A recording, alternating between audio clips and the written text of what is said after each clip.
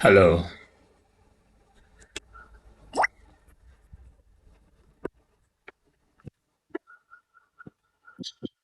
Hello. नमस्कार साथियों। मैं आज फिर आपके साथ गुफ्तगू करने आ गया हूँ। साथियों, आज आपको मालूम ही है कि देश के दो राज्यों में चुनाव हो रहे हैं। उसमें से एक झारखंड है और दूसरा महाराष्ट्र है। झारखंड में आज पहले चरण का मतदान हुआ। उसमें लगभग 43 सीटों पर उपचुनाव हुए और 5 बजे तक झारखंड में 65% वोट हुआ। झारखंड में हेमंत सोरेन और कांग्रेस की इंडिया गठबंधन है, जिसमें राष्ट्रीय जनता दल भी शामिल है और भाजपा उसके सामने खड़ी है। एनडीए के नाम से है, एक दो पार्टियां और भी है उसके साथ एनडीए में। और इस तरह से जो है ये आज झारखंड के साथ साथ 10 राज्यों के 31 विधानसभा सीटों पर उपचुनाव भी हो रहे हैं और उसके साथ एक लोकसभा के चुनाव भी। केरल में एक सीट पर लोकसभा का चुनाव भी हो रहा है। केरल की वायनाड सीट, जिस पर राहुल गांधी जीते थे। राहुल गांधी चूंकि रायबरेली से भी जीते थे और वायनाड से भी जीते थे, तो उन्होंने वायनाड की सीट छोड़ दी और रायबरेली की सीट रखी। तो वायनाड के भी चुनाव हो रहे हैं, वहाँ से प्रियंका गांधी चुनाव लड़ रही है और प्रियंका गांधी वहाँ से चुनाव लड़ रही है और बहुत मजबूती के साथ चुनाव लड़ रही है। ये तो झारखंड का मामला हो गया। और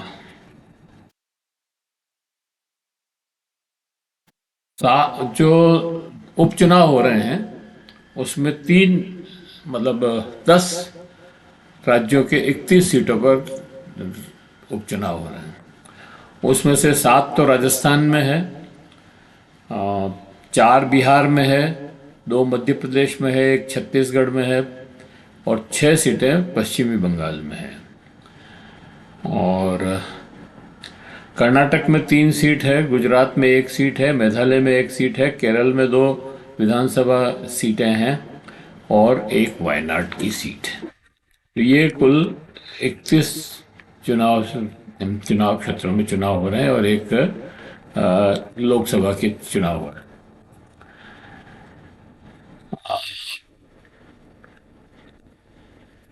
उपचुनाव में 5 बजे तक लगभग 65% वोट गिरा। झारखंड में, सॉरी, झारखंड की 43 सीटों पर 65% वोट गिरा और राजस्थान में भी लगभग यही रहा। राजस्थान की 7 सीटों पर लगभग 65% वोट गिरा है। पश्चिमी बंगाल में एक घटना हो गई, टीएमसी के एक किसी की मृत्यु भी हो गई शायद। तो ये अब मैं राजस्थान की सीटों पर थोड़ी ज़्यादा डिटेल में बात करना चाहता हूँ और उस बात को शुरू करूँ उसके पहले ये अपील कि अगर आपने हमारे इस चैनल को सब्सक्राइब न किया हो तो सब्सक्राइब कर दें, बेल आइकन दबाना न भूलें और अगर वीडियो आपको पसंद आ रहे हैं तो लाइक करें, शेयर करें, लोगों अपने मित्रों को भेजें और कमेंट करें। कमेंट करें, आप चाहें तो इसके उन इन वीडियो पर अपनी टिप्पणी भी कर सकते हैं और सुझाव भी दे सकते हैं। टिप्पणी, सुझाव और कमेंट ये हमारे को और बेहतर करने की ओर अग्रसर करेंगे।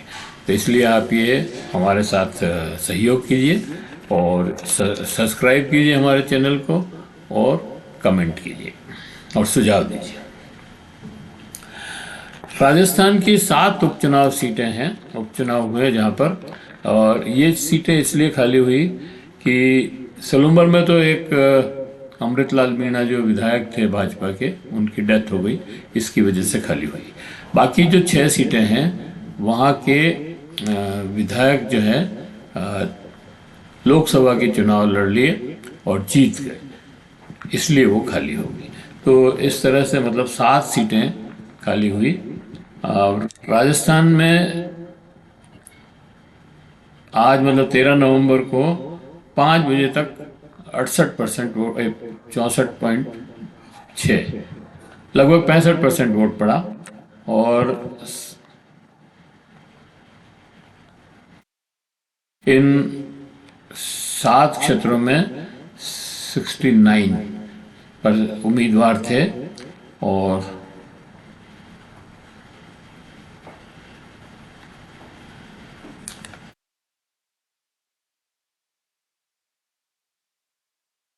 भाजपा, कांग्रेस, आरएलपी, बीएपी के ये जो पार्टियां थी, इसके अलावा आज़ाद आज़ाद पार्टी कांसीराम, और इसी तरह की कुछ और पार्टियां हैं जिनके नाम भी थोड़ा मुश्किल है, मतलब मुश्किल तो क्या है, लेकिन आगे मैं बताऊंगा नाम भी। तो सबसे ज़्यादा वोट रामगढ़ में पड़ा 5 बजे तक, 71.45%। और सबसे कम पड़ा दौसा में शायद।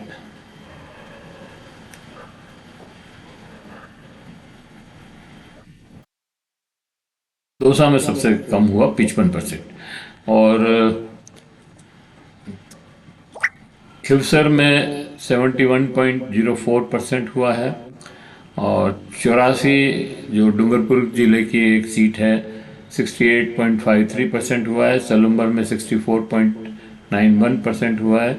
और झुंझुनू में 61.8% हुआ है। देवली उनियारा में 60.61% हुआ है। और दौसा में 55.61% हुआ है लगभग। और दौसा में सबसे कम मतदान हुआ। तो ये तो वोटों की आज जो वोट परसेंटेज हुआ है उसकी। अब ये सलूम्बर क्षेत्र में जो उदयपुर से लगता हुआ ही है, मतलब पहले तो उदयपुर जिला ही था, अब सलूम्बर जिला बन गया है। इसका भविष्य भी क्या होगा पता नहीं, क्योंकि ये सरकार जो 50 जिले पिछली सरकार ने बनाए थे, या 19 जिले, उनको ये आ, अभी तक समझ नहीं पा रहे हैं कि इनका क्या करें, इनको बनाए रखें या हटा दें, कम कर दें। मतलब 10 महीने हो गए, लेकिन ये सरकार ये तय नहीं कर पाई कि ये 19 जिले जो नए बने हैं, 17 जिले खासतौर से, उनको रखा जाए या नहीं रखा जाए, ये भी तय नहीं कर पाई है। तो ये सरकार तो खैर।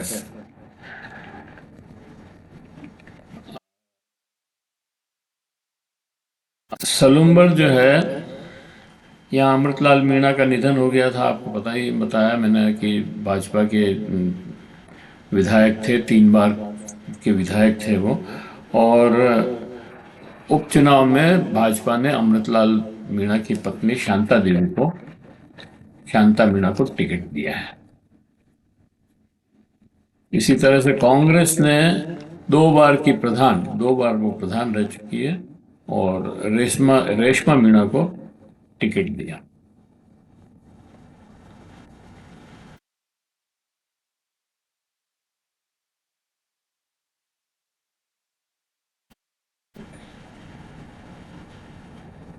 और भारत आदिवासी पार्टी बीएपी ने भी जितेश कटारा को मैदान में उतारा है। यहाँ सीपीआई एमएल के शंकरलाल भी मैदान में हैं, और इनके साथ 2 उम्मीदवार और निर्दलीय हैं जो चुनाव लड़ रहे हैं।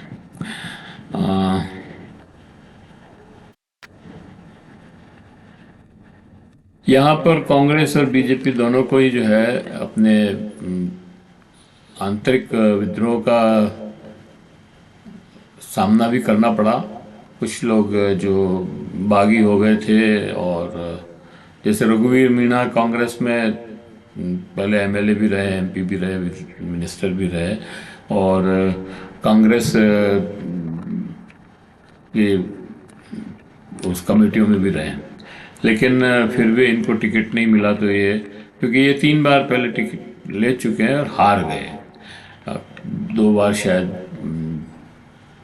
लोकसभा विधानसभा हारे और लोकसभा भी हारे, तो इसलिए अब इस बार इनको टिकट नहीं दिया। लेकिन ये बागी हो गए। लेकिन बाद में मतलब लोगों ने इनको मतलब कांग्रेस के नेताओं ने मिलकर के मनाया और फिर ये तैयार हो गए। लेकिन अभी भी ये डाउट तो है ही कि इनके मान जानने पहचानने वाले या इनके कार्यकर्ता कांग्रेस को वोट दिलाएंगे कि नहीं दिलाएंगे, ये अभी भी डाउटफुल है। खैर वो और खत्म हो गया डाउट भी, जो भी होना होगा हो ही गया होगा। कांग्रेस ने इस सीट पर भ्रम पैदा करने के लिए राजकुमार रोत के नाम से एक पोस्टर निकाला और उसमें ये कहा कि भाई बीएपी पार्टी जो है कांग्रेस को समर्थन कर रही है और अपने उम्मीदवार को बिठा दिया है। लेकिन ये बात गलत निकली। राजकुमार रोत ने सांसद राजकुमार रोत ने इसका विरोध किया और पुरजोर अपील की कि नहीं, जितेश मीणा को ही जिताएं, उसी को टिकट। 84 के में 10 प्रत्याशी हैं, 84 सीट है डूंगरपुर जिले में। 67 से ये बनी है और 90 में यहाँ पर पहली बार भाजपा जीती थी, उसके पहले कांग्रेस ही जीत रही थी। तो यहाँ कांग्रेस भाजपा और बाप पार्टी का कांटे का मुकाबला है। यह सीट विधायक राजकुमार के खाली करने से, मतलब वो इस्तीफा देने से खाली हुई। और क्योंकि राजकुमार जो है डूंगरपुर बांसवाड़ा से लोकसभा का चुनाव जीत गए, इसलिए उन्होंने ये सीट खाली की। लेकिन इस पर अपनी पकड़ बनाए रखी है और उपचुनाव में भी ये इस सीट को जीतने का पूरा प्रयास कर रहे हैं। उपचुनाव में कांग्रेस के महेश रोत हैं और बीजेपी के कारीलाल नमोना हैं, वो बीएवीपी के अनिल कटारा मैदान में हैं। इस सीट पर राजकुमार रोत का दबदबा है और वो किसी भी हालत में इस सीट को अपनी पार्टी से के बाहर पार्टी में बरकरार रखना चाहते हैं। लेकिन इस सीट पर 5 बजे तक 69% वोट पड़े हैं। इसमें 1-2% और जुड़ जाएंगे, क्योंकि सब जगह से जब रिपोर्ट आएगी तो थोड़ा बहुत फर्क तो पड़ता ही है। इसके बाद मैं दौसा सीट की बात करूंगा। दौसा सीट के उपचुनाव में ये हाई प्रोफाइल सीट मानी जा रही है। यहाँ भाजपा के जगमोहन मीणा के साथ ही 12 उम्मीदवार मैदान में हैं कुल। कांग्रेस के दीनदयाल बेरवा हैं, मोहनलाल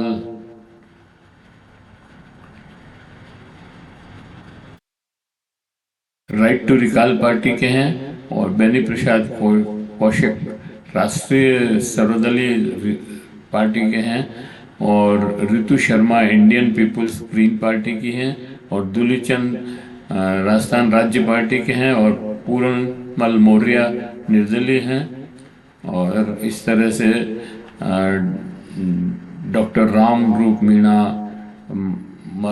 मक्खनलाल मीणा और विजय, ये सब जो है निर्दलीय यहाँ से चुनाव लड़ रहे हैं।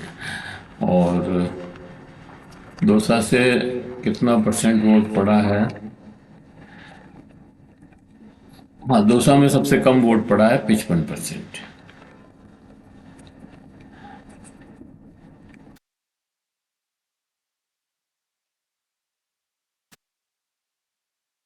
झुंझुनू में भी 11 प्रत्याशी मैदान में हैं, जिसमें राजेंद्र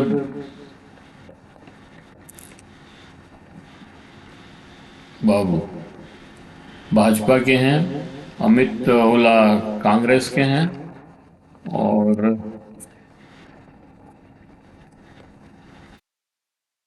मधु मुरार का राष्ट्रीय मंगलम पार्टी के हैं, और आमीन आज़ाद समाज पार्टी काशीराम के हैं, और अ, विश्व कुंवर और राजेंद्र सिंह गुड़ा, ये अमित कुमार महिला, अल, अल्तीफ कैलाश रामगढ़ कि ये कैलाश जो है ये निर्दलीय हैं। यहाँ पर त्रिकोणीय मुकाबला लगता है, और क्योंकि भाजपा कांग्रेस तो है ही, राजेंद्र गुड़ा ये पहले खेतरी नहीं, सॉरी, उदयपुर वाटी से एमएलए रहे हुए हैं 2 बार, बहुजन समाज पार्टी से, और फिर कांग्रेस में शामिल हो गए और कांग्रेस के मंत्री भी बन गए। फिर आपको ध्यान हो तो एक लाल किताब इन्होंने, लाल डायरी दिखाई थी, और अशोक गहलोत के ऊपर कई बहुत सारे चार्जेस लगाए थे, लेकिन फिर ये चुनाव हार गए, और अभी फिर से झुंझुनू से अपना भाग्य आजमा रहे हैं। लेकिन अब पता नहीं, कहते हैं कि ये त्रिकोणीय मुकाबला है यहाँ पर। रामगढ़ में भी 10 प्रत्याशी हैं। सुखवंत भाजपा से हैं, आर्यन जुबेर कांग्रेस से हैं, और सुमन आज़ाद समाज पार्टी काशीराम से है, और देश बंधु आम नागरिक हैं। और बाकी जो लोग हैं वो बाकी 5 जो है वो निर्दलीय चुनाव लड़ रहे हैं। इस तरह से मतलब देवली उनियाला का, और देवली उनियारा के में निर्दलीय उम्मीदवार नरेश मीणा और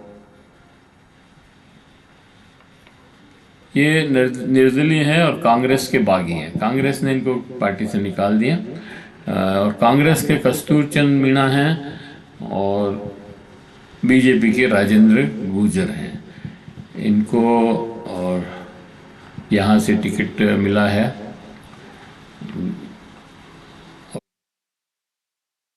नरेश मीणा को जो है इन्होंने पार्टी से, कांग्रेस ने निकाल दिया। आज नरेश मीणा ने एक एसडीएम के थप्पड़ जड़ दिया, उससे वहाँ पर अफरा तफरी मच गई।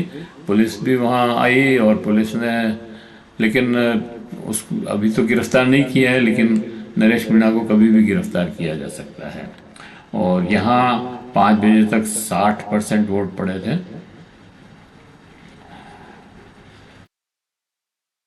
देवली में इस सीट पर जो है अमरावता और रमजान गेज बिसलपुर गांव के लोगों ने पेयजल की समस्या को लेकर मतदान का बहिष्कार किया। फिर इनसे चर्चाएं हुई है, उन्होंने कलेक्टर को बुलाया है, और बाद में कलेक्टर आया कि नहीं आया पता नहीं, जो भी हुआ। और ये खिसवर से कांग्रेस प्रत्याशी डॉक्टर रतन चौधरी ने भाजपा पर बड़ा आरोप लगाया और कहा कि भाजपा के प्रत्याशी के कार्यकर्ताओं ने नंदवानी गांव में अपनी गाड़ी से कांग्रेस के कार्यकर्ताओं पर चढ़ाने का प्रयास किया। यहाँ पर रेवतराम डांगी के साथ कुल 12 प्रत्याशी मैदान में हैं। कनिका बेनीवाल आरएलपी से है, और भीम रतन भारत संरक्षक पार्टी से है, और कृष्णाराम नेशनल जनमंडल पार्टी, और नेमीचंद जेठाराम जगदीश राजकुमार रूप राम बाबू और राकेश और प्रकाश ये निर्दलीय उम्मीदवार हैं। तो इस तरह से ये आज चुनाव संपन्न हुए।